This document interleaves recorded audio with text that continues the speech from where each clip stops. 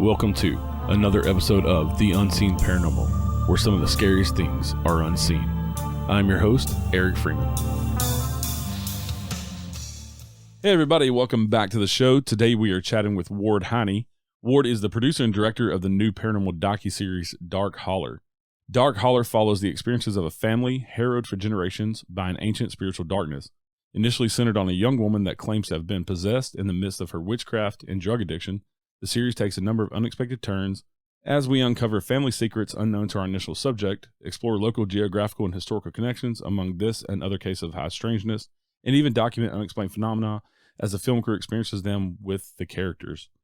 Hey Ward, welcome to the show. Thank you for joining us. Hey Eric, how you doing? I'm doing well. How are you today? Pretty good. Can't complain. So you have made this docuseries that is going to come out here very soon, and you have done other film work on documentaries about opioids and some other things. How did you get into doing a docuseries about the paranormal? Yeah, so I think like a lot of people in 2020, we sort of all were kind of asking ourselves, where does power lie? And I think, I had a lot of friends that were pursuing, I guess, narratives outside the mainstream in a bunch of different directions, and was sort of kind of primed to discover or figure out, what I thought about this stuff in general. And I had seen a couple of things that got me interested in, just figuring out this kind of thing for myself. And then I had a friend who was going through a similar thing, that he was a minister in southern West Virginia, like out in the coal fields. And I was, talking to him about it and asking him, have you seen or experienced anything, or what he thought about it? And he kind of tiptoed around the subject for a little bit, as you can imagine a person would, but eventually told me how he had come to believe that he had performed an exorcism during a baptism just a couple weeks before we were talking. And so I had this background you talked about in working on documentary films, never kind of doing the whole thing myself. But yeah, I had the background, and I had just built a little freelance kit to do some side work. And I thought I'll go down and shoot maybe an interview with him and with the girl that he thinks was exorcised. And maybe it would just be a little, 10-minute thing for his website or YouTube or something, just as a way of kind of practicing with the equipment. And it turned out that there was a lot more to the story about her family, and maybe some geographical elements too that tie into West Virginia generally. And Appalachia is a very strange place. Yeah, I'm pretty familiar with Appalachia. I live in Middle Tennessee, so not too far from East Tennessee and Gatlinburg and that whole area that's popular with tourists, and the Smoky Mountains National Park and all that. But there's a rich history of weird things in the Appalachian Mountains, from old world religions to witchcraft and hoodoo, and you kind of dive into that a little bit in the film as well. But yeah, it's an incredible place, and like you said, this takes place in coal country in West Virginia. It's actually not too far from Point Pleasant, where the Mothman sightings were. That's right. And there's some interesting connections between Logan and Point Pleasant.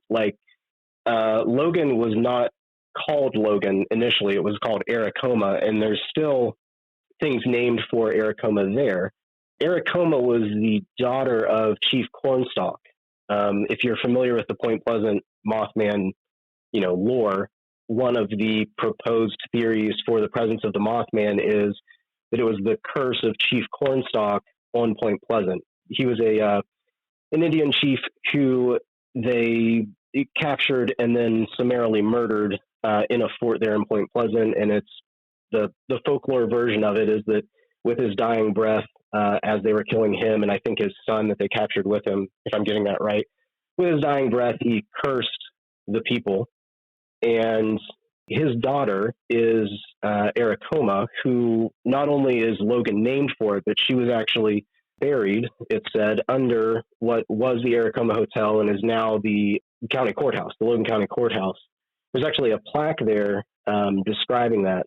I believe when the hotel burned down and they were excavating to build the courthouse on the site, they came across a burial ground where they think Eric Coma's remains were, along with, I believe, 50 other individuals. So one of whom was a child with a Birdman gorget around his neck. So there's a lot of interesting tie-ins between Point Pleasant and Logan.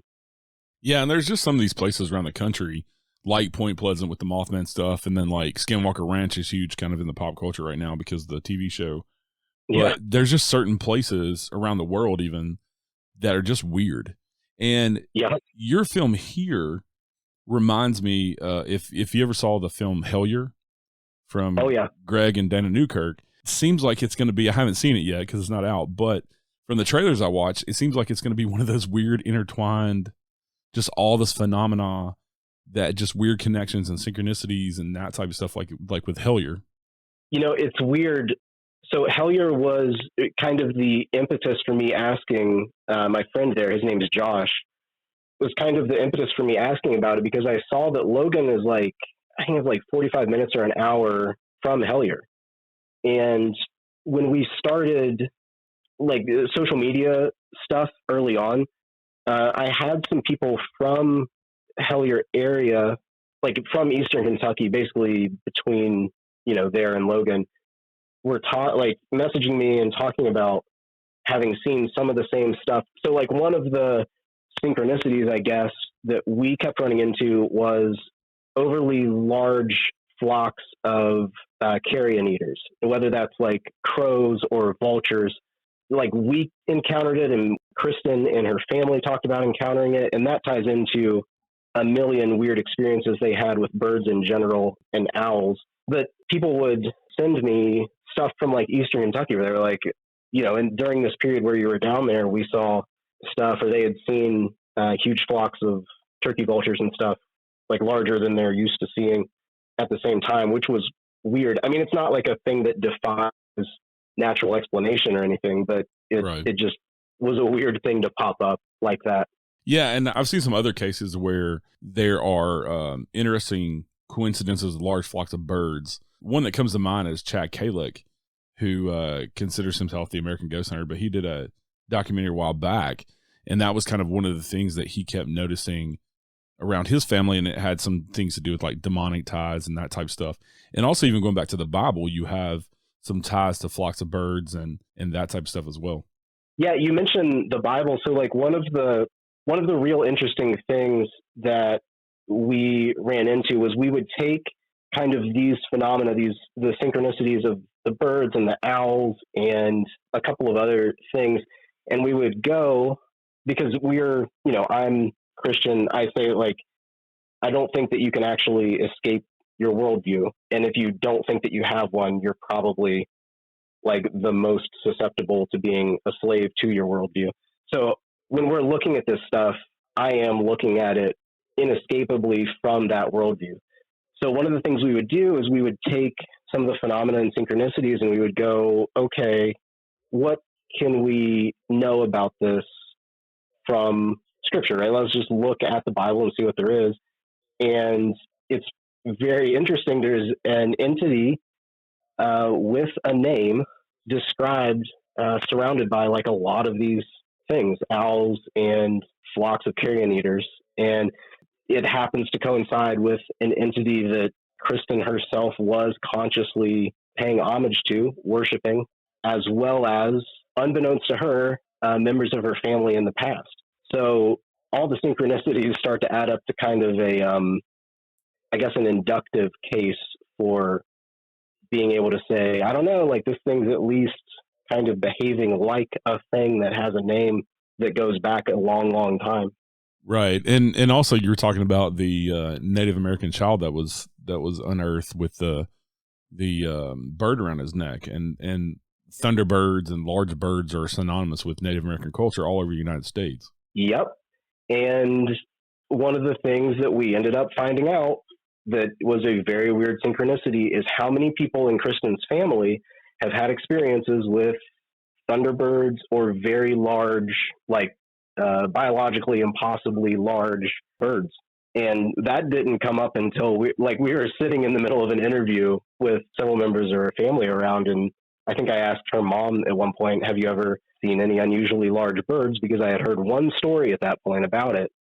And she kind of freaked out because she was like, why would you think of that? Yeah. And then she went on to tell me about her experiences. And then other members of the family are like, wait, I saw the same thing. And then people even outside of that setting, without knowing that their family had experienced it, without having talked about it before, reported the same thing. People like us stayed away. So yeah, it was very weird.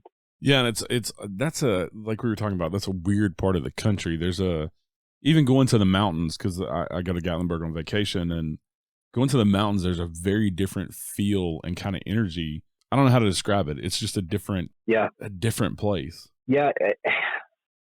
I grew up in Alum Creek, West Virginia, so it's like half an hour, 40 minutes north of Logan, but it's significantly different geographically. Like when you get Logan and south of Logan, the mountains down there, they dwarf you. And I think there's something about that, about just the sheer, like if not for technology, if not for the roads built up there, the sheer impossibility of going up to some of these high places would be really intimidating. Like you would live in a way that the geography controlled you or dictated to you where you could go, Right. And yeah, I think it is like you're saying, it makes you understand your place in the world more, because I was up there a couple months ago in Gatlinburg, and we actually stayed in a cabin kind of on the side of the mountain, and just it had a beautiful view of all these other mountains, and Mount LeConte, which is kind of the tallest mountain around Gatlinburg area in East Tennessee, and you could see it, and it just makes you realize how small you are in this vast world, let alone the vast universe and everything that encompasses. Yeah. So talking about Kristen, the lady that claimed to have had an exorcism with the baptism and her being possessed. So how did that affect her life and affect her to make you think that she could have been possessed? Now, this is all, like, obviously we got there afterward. So, I didn't see any of this firsthand. It's all people describing to me the way that she was and such. But so the way that she describes it, she started out just kind of practicing Wicca. And the reason that she ended up pursuing that is she, from the time that she was young, would see and feel pursued by a dark figure. Like that's that's how she would describe it. And in an effort, I guess, to deal with that, she ended up, pursuing first Wicca. So just the kind of the natural granola crunchiness of that aesthetic, but eventually kind of graduated to hoodoo and then conjure work. And it was at some point after kind of graduating to that people around her describe a change in her personality and in like how they would deal with her. She would have violent outbursts, and then when called to account for it later, would not remember them. She would experience kind of out of body phenomena where she would see herself and also just like lose time, black out during those periods and not remember them at all, and become, violently angry. And her mom describes 2 or 3 occasions where someone said something to her related to God, and she would react very angrily, and the voice that she would use to respond would not be her voice. It would sound like that, the classic demonic voices that are depicted in film, which I mean, I don't know if you've seen, I think it's The Devil versus Father Amart or Amort, but it's a documentary following a Catholic priest's several exorcism rites in Italy. And pretty much all of the recordings that you have of people, exhibiting that phenomena, that's what she described. That kind of, it's like a chorus effect. If you were using a chorus pedal on a guitar is the only thing I can relate it to. Right.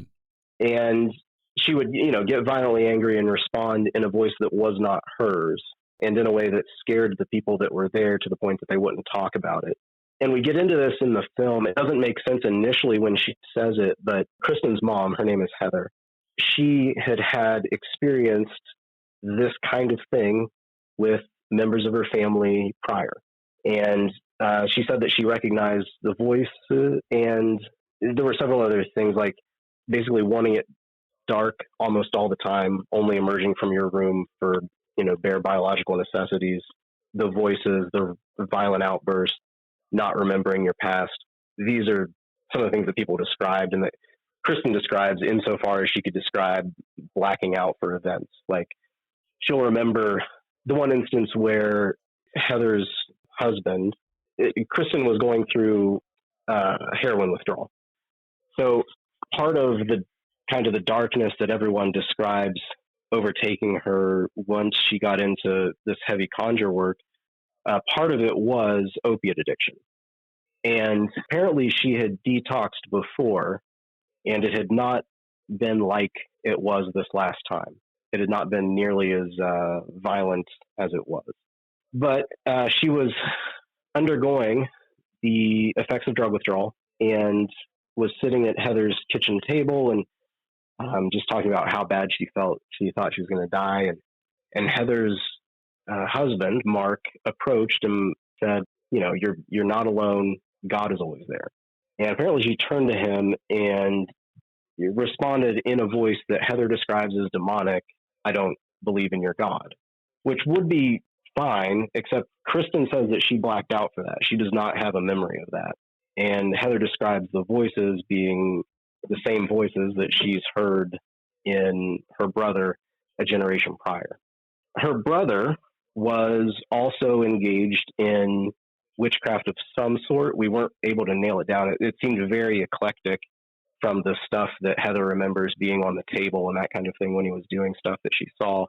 So Heather was saying that she's recognized this, she's seen it before, and her, along with all the other witnesses that describe this kind of thing, and also that describe what they witnessed in the baptism itself, sort of add up to this. And then when Kristen, after her baptism, she went to rehab for a while. When she came back, Josh, my friend, was uncomfortable saying an exorcism happened, as you would be, right? Like, right. If you conduct a baptism, it's usually a joyous occasion, usually. And how self-important would you have to be to say that just off the bat? But apparently a lot of the people that were there all called him after the baptism, asking him, what happened, kind of asking for counsel about how to understand what they witnessed there. And then finally, when Kristen returns from rehab, she says it. She brings it up. She meets with a home group, sort of a Bible study thing, when she comes back with her friends and family that were there. And one of them sort of tries to broach the subject, like, "What did you think about your baptism?" And she said it was an exorcism, that she was possessed. So at that point, when she said it, and we have all the witnesses saying it, at that point, Josh, my friend who's the minister, was comfortable saying that that may have happened. Yeah, and you're talking about people that probably have nothing to gain whatsoever from talking about this. Probably in their community it's okay, but it's another thing to agree to do a documentary series with you that, is put out there in the world. People are going to think they're crazy. And then especially when you throw religion in the mix, there are a lot of people that don't believe in any of the paranormal stuff. And, not even demonic possession. It depends on, what spectrum of the religion you're in. But these people have nothing to gain by coming and saying, "This is what I experienced. This is what happened." And like you said, you went in after the fact of the baptism and that type of stuff happening. But you also had, while you were filming, y'all had things happen as well. Yeah. And on the point of them, it's not really even acceptable within their community. Like, there was a lot of reluctance to talk about things, particularly on Heather's part, where it comes to the family history and such. Like, she was reluctant to talk, and understandably so. And there was reluctance to nail their collars to the mast and say, "This is what I think it was." But there were an awful lot of people calling, asking Josh, "Do you think demon or something could have come out of her?" But yeah, there were some pretty interesting events as we were there. Some of them unfolding in how to say this. So there was a house that we went to I basically shot most of this thing over a week in West Virginia and sort of did some supplementary interviews after that. But during that week, on the Monday, we went to a house that was, as far as I knew, entirely unconnected from Kristen's story, aside from her best friend's grandmother living up this holler. And it's a long story, but we ended up investigating the house, just kind of walking and seeing what's up there, talking to her grandmother about things that were reported there. And it was, kind of spooky. There were some interesting stories. One of the stories involved these three people at the same time witnessing what they called a child with a burned face. Okay, so a thing the size of a child that pressed its face up to a screen door after dark, kind of its hands next to its face. So as if you're putting both hands on the screen door and then pushing your face into the screen. Yeah. And they reported, being terribly scared of it. And one guy was, it's West Virginia. One guy is trying to load a rifle in the back room, comes back out. The thing's still there. He shoots at it. They say that it jumps and runs away. And that's the first story that I hear when we roll up on that location. And kind of being primed with, having watched Hellier, I was like, oh, that's, interesting. Little people in Appalachia. This is the thing I filed away. We go up to the house and we find a few different interesting little artifacts. Like there's a painting that this house has been abandoned for 3 months. And there's a painting that's positioned in this one room very prominently. And the room that it's in had been padlocked so that you couldn't get into it. And nobody ever went up there. And people also reported seeing things in the windows and hearing noises. So that painting had a name on it. So that was one thing. And then we found a book that was called the Star Book for Ministers and a few other kind of things that popped out to us while we were there. No connection otherwise. I got back that night after shooting this house and was getting ready for the next day. And I thought, just for kicks and giggles, let's throw several of these things into the secret cipher of the Euphonauts. So if you're familiar with Hellier or Alan Greenfield, it's supposed to be a cipher handed to him by ultra-terrestrials or extraterrestrials or something. And I thought, this will be funny, so let's just throw it in there and see what happens, without really at the time buying into it very much. And one of the results that came back was hold bear. And this came back for like multiple things from that house. So I would search, tree painting and the name that was on the tree painting, and would return, hold bear, as well as several other objects from the house or like prominent things that were in that house. At the time, having seen Hellier, I was joking with a couple of other people about mine locations or cave locations around that holler. And I said, well, this says hold bear, so we might not want to explore any caves lest we find bears, right? Complete joke. And that's Monday night. All right, by Friday, we've discovered a lot more. We've talked to Heather. We know that there's some family history stuff. We know that the house that she was in as a child was extremely active, and everyone that was there had issues. And we end up that Friday, this is the Friday after Thanksgiving, going to her childhood home just to see if the people there might let us in. And, shockingly, they let us in. And they tell us, unprompted, a bunch of stories that match exactly Heather's experience as a child in this house. So I'm going around the house shooting stuff, trying to pay attention to the things that they're saying. It seems like they had so many stories backed up, ready to talk, that everyone's kind of like bursting forth, talking over each other. And so I'm paying attention to that and not so much what I'm seeing through the camera.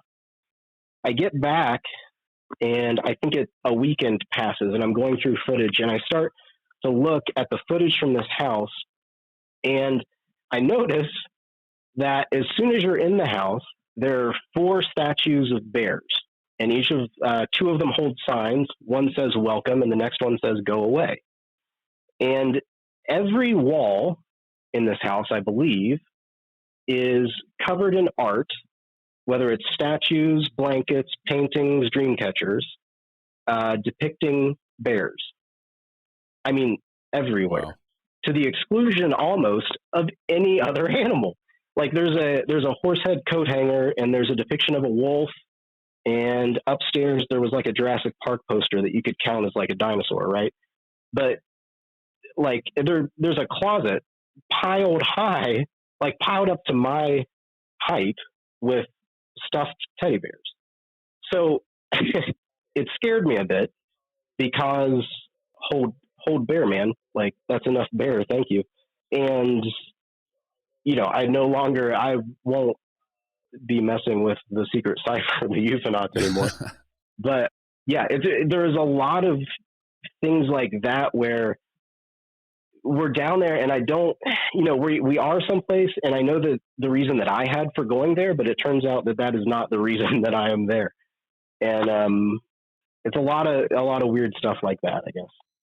Yeah, and in Appalachia, it's not just Christianity. There's a lot of mixes with like old Norse religion and hoodoo from Africa and voodoo and like all this weird mix of religions that these people just practice on a daily basis, and that come from all the different mixed cultures up there. So I could see where it would be hard to pinpoint, I guess, where this is coming from. Even though you have somebody who is saying, they went through this baptism and it was an exorcism, but I think it all comes down to, what you believe in, I guess is what I'm saying. You can call it an exorcism, but then if you, subscribe to some of the other things that they believe in Appalachia with the Norse gods and like we were talking about Native American stuff, then you could call it something else. But it's all an amalgam of this weird stuff in Appalachia that people practice and believe in, and the fact it kind of blows my mind that people still believe in old Norse gods and things like that. Yeah. In our modern day country with all of our technology and all of this stuff. Yeah, I think we're actually probably going to see even more of a resurgence in that. I think that like the age of materialism is ending. I mean, I think you see that even in the occult or pagan world. They talk about the age of Aquarius dawning, the end of the age of the fish. I think that's what they expect. And one of the first things that Josh mentioned to me when I had asked him about this stuff was that he was running into, because basically I don't run into atheists down here. He's like, I'm sure they exist, but I don't run into them. I'm running into people that are like engaging in Odinism or Appalachian folk magic. It's an interesting place. It's interesting to me, kind of like what we were talking about with the geography of it, making it that kind of place where you're dwarfed and gaining perspective from that. I think it's interesting that there aren't many non-spiritual people there. Yeah, and like I was saying, it's an amalgam of all these different religions and beliefs, and so I think in a way, it, like you were talking about, getting stories from these different people. When you look at it through the lens of what they believe in, it kind of changes the dynamic a little bit, I guess. Not saying that the things didn't happen to them, but their explanations might be a little different than, somebody who is a Christian like you, who are looking at it in a different way. You understand what I'm saying? Yeah. Yeah. I mean, I think one of the really interesting things that, I've made a lot of my Christian friends and family uncomfortable in kind of coming to this conclusion, but the way that the like neo-pagan spirituality, the way that it views the world as kind of this domain of spiritual beings, that has a lot more in common with traditional, like old school Christianity than you would think. Like, I think that, I mean, this is an example. So you've seen Hellier, and I'm going to assume that, some of the folks have seen Hellier. When they're invoking Pan, I guess I should have spoiler warning to that, but at some point, for reasons I won't divulge, they, end up talking about Pan and invoking Pan, right? Yeah. So there's a, I think that most Christians, most modern evangelical Christians would look at that and say, that's a thing that doesn't exist, right? Like, you might as well invoke any name that you made up. Okay. But I think that, that's not the way that, like, say, Second Temple Jews, who are the audience for initial, for Christianity initially, that's not the way that they would look at that. You have Christ when he's talking to Peter, and Peter's confessing that he's Lord, and Jesus says, you are Peter, and upon this rock I'll build my church. Where he's sitting when he says that is at the base, it's in Caesarea Philippi. So it's at the base of Mount Hermon, where the Enochian sin of the Watchers is said to have taken place. And at the base of that Mount Hermon, there's a temple to Pan. So, like, when Jesus is saying, the Catholics and the Protestants, we tend to argue over what Jesus means there. Is he instituting a pope? Is he, right? But he's sitting at the base of the Enochian origin, and he's saying, upon this rock I'll build my church, and the gates of hell won't prevail against it. And he's looking at, like, there's a temple to Pan there. So I think, like, we tend to modernize, like, especially Christians, we tend to modernize and, like, materialize all of that stuff and just say, nothing exists except maybe angels and maybe demons. But I think that the spirit world is way more populated. It's much more like what, a modern witch or pagan or occultist might recognize. It's just, we believe that Yahweh the Most High is in charge of it all. Yeah, I get what you're saying. And it comes down to people like to put labels and things in boxes. And I've learned that from doing this show and being in the paranormal for so many years, that you don't have an example of that is a lot of times people want their own little box and their own little labels, and they don't want to deviate outside that. And in the paranormal world, you have like the UFO camp, and then you have like the ghost hunter camp, and then you have like the cryptid camp, but they don't necessarily intermingle all the time. You have some people that do. Yeah. And it's the same with religion, like you're saying, is that, it's everybody has their ideals, and they don't want to deviate outside of that there couldn't be something bigger, and that it's all interconnected. And the more that I talk about the paranormal, the more I research it, the more that I understand that everything is interconnected with religion, with the paranormal, with aliens. It's all somehow connected, and there's these weird, we keep going back to synchronicities, but there's these weird synchronicities between all of it. Yeah. The world just is a strange place. And I think because we're moderns, we've grown up with this idea that what is, what's comfortable is what I can see, is the material world. I can anticipate these, like, mechanical relationships of cause and effect. And I think when you look at the world that way, you don't realize that you're writing off, like, a massive portion of human experience, especially over history. And you're saying, well, all those people were either way dumber than me or crazy. And I guess, like, that's been a huge sea change in the way that I look at all of this stuff. It's been like, before I just had a drawer that was like, nah, that's crazy.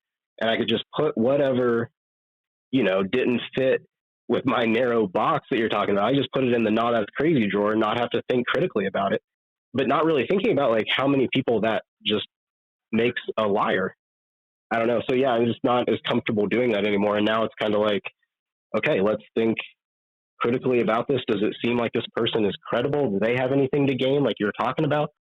Yeah, and I think a lot of it comes down to intention too, especially talking about the witchcraft and that type of stuff. Yeah, I think it all comes down to intention. What is your intentions? If your intention is to do bad things, then I think that's going to be the outcome. And I think, no matter what you believe in, I think what you put out in the world is what you get back.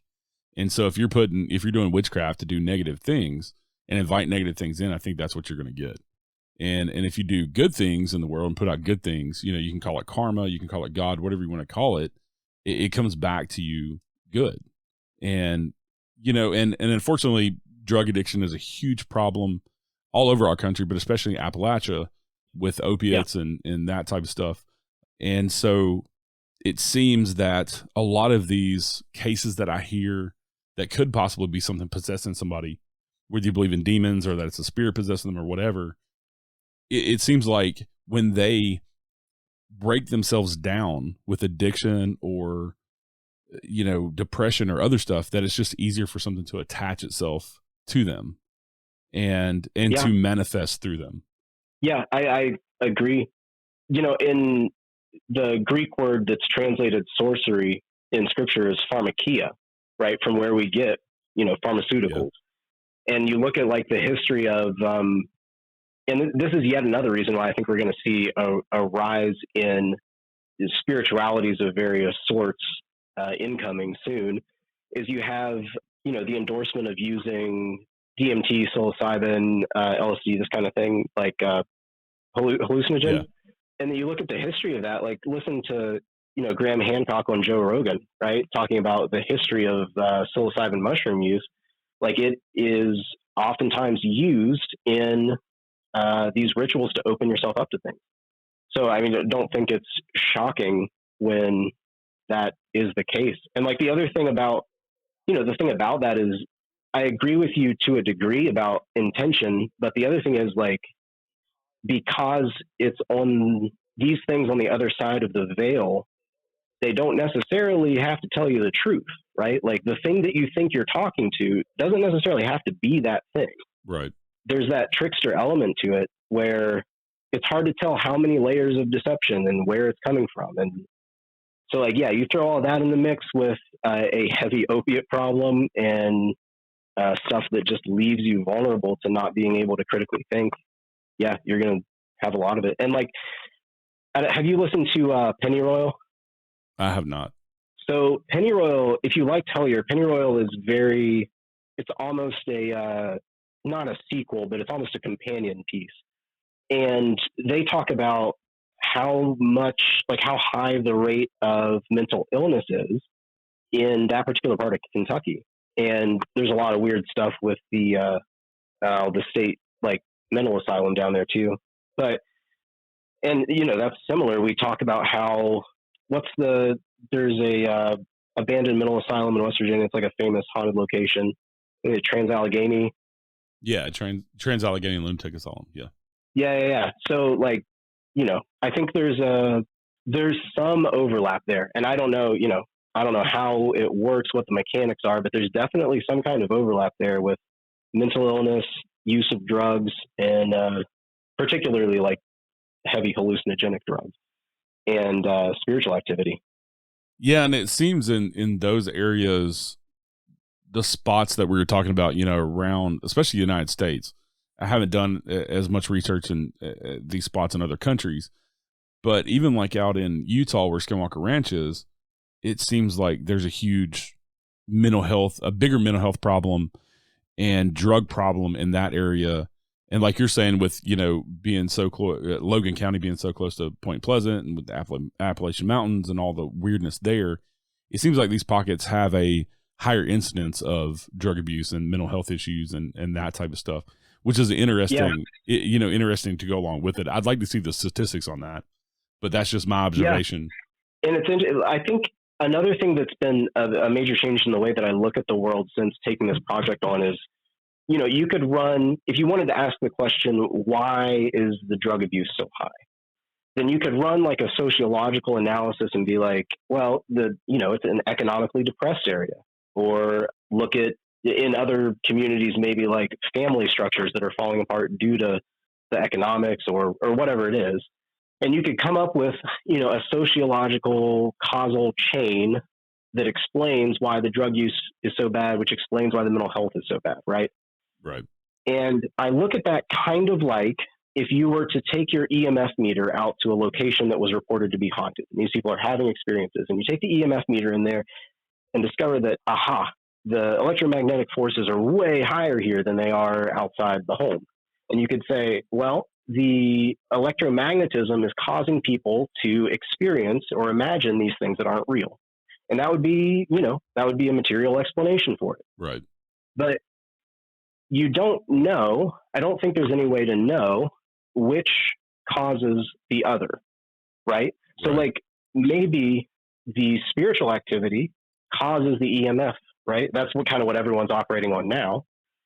Maybe the spiritual darkness or whatever it is that resides and kind of moves in these areas, maybe it has something to do with the economic depression, the drug use, the mental health, right? Maybe they're all factors that feed into the same kind of thing. Like maybe the world just is a really weird place where there's the stuff we can see, the causes we can see, and there's also causes we can't. Yeah, and I've looked at it that way too. What you're saying is, I've looked at it in a way of, are all these people, because our definition of mental health is always evolving. Because if we were having this conversation 50 years ago, they'd be trying to put us in a mental institution. You know, talking about ghosts and all this other crazy stuff that people, you know, back then it just was taboo and you didn't talk about it. So who's to say that some of these people aren't really seeing the stuff they're saying they're seeing, that they're not schizophrenic, they're not hallucinating, they're actually hearing what they say they're hearing, and it's driving them crazy because nobody believes them, you know, and they get isolated and it just makes the matter worse. You know, and I'm not saying schizophrenia doesn't exist or bipolar or any of that stuff, but maybe some of these people really are seeing and hearing stuff that just nobody believes them, because we've been told by the mental health establishment and by the medical world that, you know, oh, well, they're crazy, they just need drugs and help. Well, I mean, it could be both, right? Like if we're talking about, and I think there's a good body of work on this, that there's this trickster, deceptive element to it. Why wouldn't an entity on that side with nefarious purposes do the exact same things that would cause you to be labeled crazy? Right. But maybe there are also people that aren't seeing it. Like maybe, you know, that's a genuine, it's just chemical imbalance for some people. Right. So it's hard to, you know, you wouldn't want to say mental health doesn't, you know, actual problems don't exist. There's not an actual, you know, sheer physical component to it. And I don't think you can say there's no spiritual component to it either. I think it's different for everybody. And that's that's part of the deception. It's part of how difficult it is. Right. And a lot of addiction comes from people trying to self-medicate for issues like that. So, you know, if it's say, you know, the person is a medium and can see, you know, dead people, growing up that way, they're going to be somewhat traumatized. And then people telling them, no, you don't, that's not real. You're not really hearing or seeing this. Well, then they're going to go to self-medicate, which is just going to, you know, mentally deteriorate them more. Yeah. And there's absolutely an element to that in Kristen's story as well, is this figure that she was seeing, you know, she felt toward witchcraft. And then as that got darker, in order to kind of chase the same adrenaline high that she was experiencing in these, like, you know, hoodoo conjure sessions, and kind of numb herself to the parts of it she didn't like, the paranormal stuff that she didn't, you know, the presence of this thing, she took up drug use.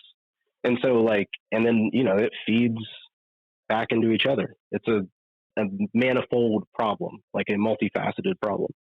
Yeah. And it's kind of cyclical at the same time. It's just kind of a cycle. Yeah.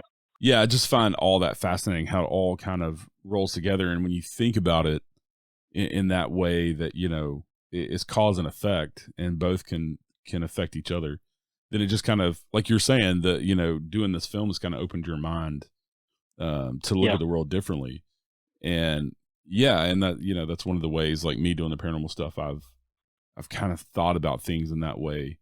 And I think that's what's great about films like this, like Holler and like Dark Holler, is because it makes you think outside the box and think about the things that are possible that you maybe never thought were possible.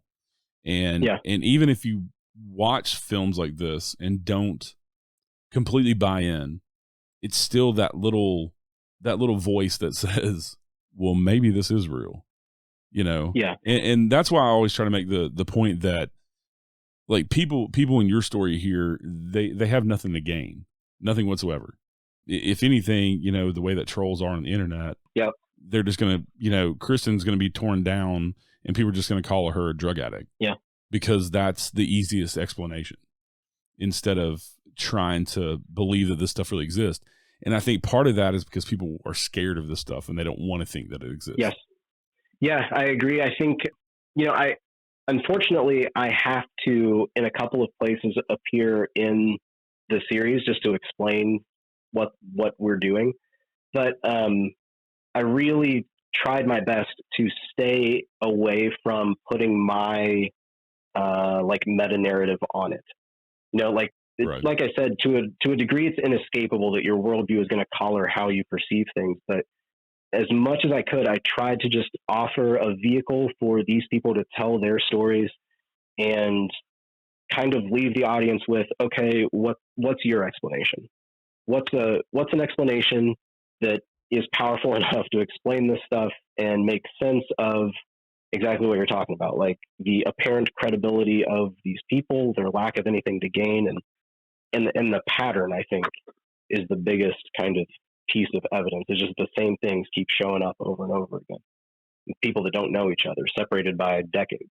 Right. And the way that you just follow the crumbs to different people, like you said, that have nothing to do with each other. Yeah.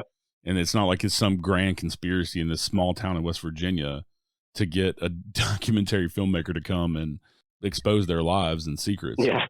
People just tend to be, I mean, I'm pretty open-minded, but at the same time, I call myself a skeptical believer. But people tend to be really either all in with these type of films, or they're very critical. Yeah. Instead of just listening and absorbing and just allowing themselves to think, okay, maybe some of this is true, whether you believe in it all or not.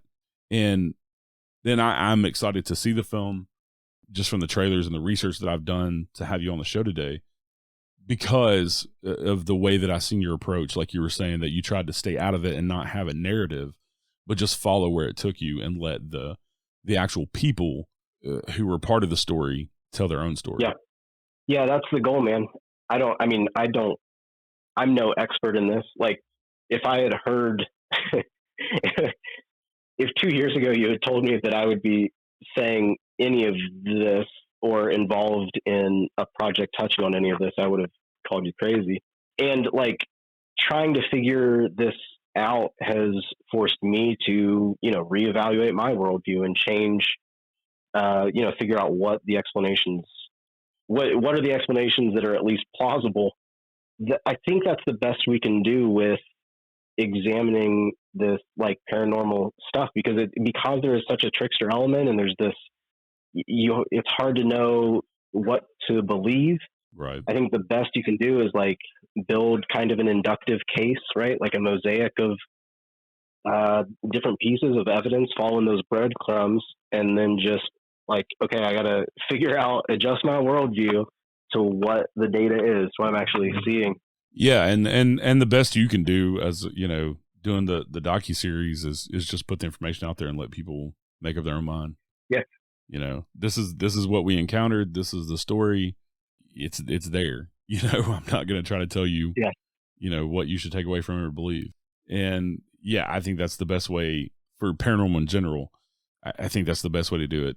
Whether you're going out and investigating haunted locations, or you're a UFO researcher or whatever, I think just put out the best evidence that you have and just let people make up their own mind, because there is no such thing as an expert in any of this, because you can't be an expert in something you can't prove.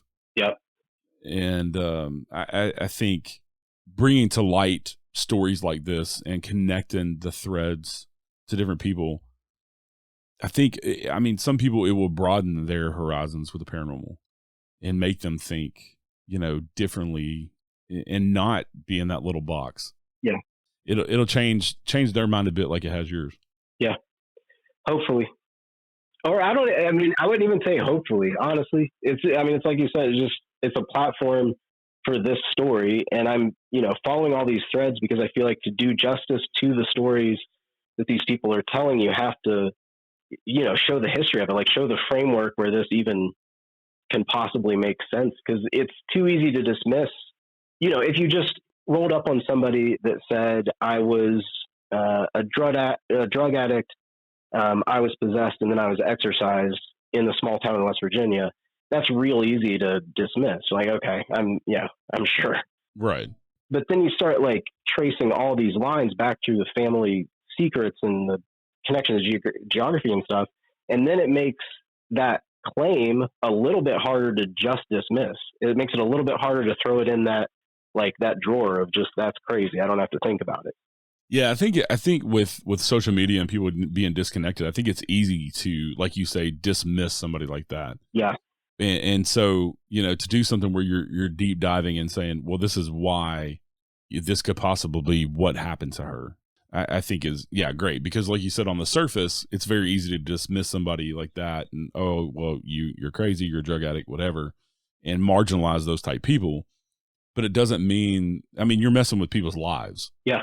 Yep. And these are real people, that still have to live their lives in their town and that type of stuff as well. And so that's why I always reiterate when I'm talking to anybody in the paranormal that, goes out and interviews people and researches this stuff, that I've yet to come across somebody that had anything to gain. Right. Yeah. Well, I have some ideas on some people in the paranormal world, but for the most part, people like you and paranormal authors and stuff like that, the people have nothing to gain to come out and tell these, what otherwise would be these crazy tales that could make a Hollywood movie. Yeah. They just have, there's nothing there to gain. Yeah. You see even very academic types, when they want to say something about what they believe, they tend to fictionalize it. Right. Because you can write and just say, oh, I made up this story, but probably has more to do with the way that they think the world works than we think. So, do you have a release date when the film is going to come out? Not a hard date yet. The best, we are ready for episode 1. So there are 6 parts. I have the first just about ready to go. I actually have one more shot to get for it, probably this afternoon or this weekend. And then it should be good on episode 1. So we anticipate that launching when the distributor launches. So we're launching on a new startup platform called Loor, Loor. And I think we'll be one of the first titles to launch with them when they go up. And their website is loor.tv. Yep. And the best date I've gotten from them is August. That was the last that I heard from them. So, yeah, hopefully very soon. And for more info on the film, they can go to your website, darkhollerfilm.com, or find you on Facebook as well. I know there's a cool vlog that you did while you were making the film last year and the first of this year that I went and watched the videos, which is pretty neat to watch along as you're making it and your thoughts and kind of putting the pieces together. Yeah, I've slowed down on those because now it's all post-production and, I'm not as my mind isn't blowing up every day with new stuff. But yeah, we did a series of video blogs or vlogs or whatever when we were down there, just kind of reflecting on the days. Cause some days, the day that Heather revealed all the family stuff and everybody's seen the giant birds, I was just kind of shell shocked, how to make sense of that. So, each day down there, we were shooting just quick little summaries, as much for me to go back and look at later and remember as anything. But yeah, you can write darkhollerfilm.com, and then we're at Dark Holler Film on both Instagram and Facebook. Awesome. I'm looking forward to seeing the film, and I really appreciate you coming on and talking to me today. Hey, I really appreciate you letting me on, man. It was great to talk to you. I'll go back through and try to find some of your experiences. You talk about them on your podcast? Yeah, I've talked about quite a few on my show. I've been on quite a few other shows. There should be links on my Facebook and on the Unseen Paranormal Facebook page to those interviews I've done. All right, awesome. Yeah, I'm going to go back and look. All right, Ward, thank you so much. Everybody out there, thanks for listening. Go check out Dark Holler. When it comes out, go check out their website for all the info and check out the trailers. And as always, stay safe out there. Have a good day. Join us next time for a new episode of The Unseen Paranormal.